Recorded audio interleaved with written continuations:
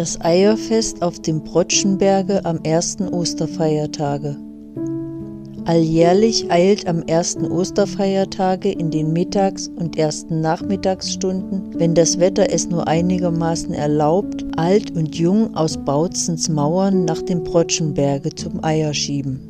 Die Wege nach der luftigen Höhe, durch parkartige Anlagen und grünende Saatfelder führend, vermögen kaum in der Stunde zwischen 1 und 2 Uhr die frohen Scharen zu fassen. Der Brotschenberg, eine von mächtigen Granitfelsen gebildete Anhöhe am linken Spreeufer, westlich von Bautzens altem Schlosse, der Ortenburg, das Flusstal einschließend, trägt auf seinem Scheitel einen Gottesacker, der als Begräbnisort von der zumeist wendischen Bevölkerung des Uralten an der einstigen vom fernen Osten nach Gallien durch Mitteldeutschland führenden Völkerstraße gelegenen Ortes Seidau benutzt wird. Ein stark geneigter, von Gras nur spärlich bewachsener, nach dem rauschenden Gewässer durch die Industrie dem Menschen sehr dienstbar gewordenen Spree blickender Abhang füllt sich rasch mit Seidauer Knaben und Mädchen verschiedenen Alters. Und aus dem Munde dieser in rascher Bewegung auf- und absteigenden Kinderscharen tönt fortwährend, bald in vereinzelten Stimmen, bald in vollen Chören, der lang gedehnte, vom wendischen Dialekte stark gefärbte Ruf »Eier!«, die von Eltern, Geschwistern, Anverwandten und wohl auch Dienstboten begleiteten Kinder der Bewohnerschaft Bautzens und Scharen von Jünglingen und Jungfrauen schauen, in dichten Reihen die Stirn des Brotschenberges einnehmend, heiteren Blickes hinab auf die rufende Menge. Es gilt nun, hartgesottene, mit Farben bunt bemalte Eier oder auch Obst, Backwerk aller Art und nach Befinden auch Kupfermünzen, möglichst weit hinab in die schreienden Scharen zu werfen. Je nachdem bald aus der Mitte oder aus einem der beiden Flügel der Städter die Gaben geworfen werden, je nachdem bewegen sich die Scharen der auffangenden Kinder nach dieser oder jener Richtung.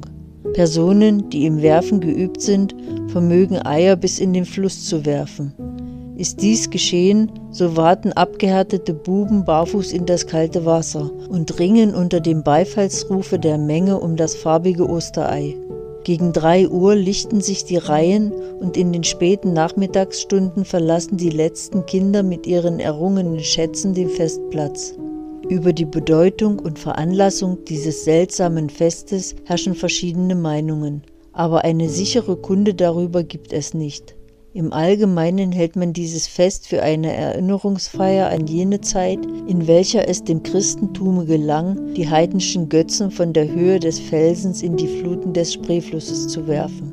Dass der Brotschenberg früher ein heiliger, sogar befestigter Ort der heidnischen Bevölkerung der Gegend gewesen ist, haben verschiedene Nachgrabungen und die dabei gemachten Funde mit ziemlicher Gewissheit ergeben. Allein von einem Eierfeste zum Andenken an den Sieg des Kreuzes über die Götzen ist keine ältere Kunde vorhanden.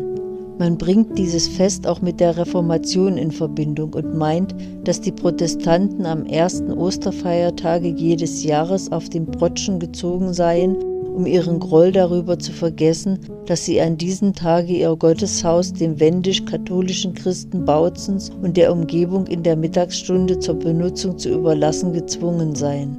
Bis zum Jahre 1848 fand allerdings nach alten, nun aufgehobenen Verträgen in dem protestantischen Teile der Petrikirche ein wendisch-katholischer Gottesdienst während der Mittagsstunden statt, sodass der Festgottesdienst der Protestanten erst um 3 Uhr seinen Anfang nehmen konnte.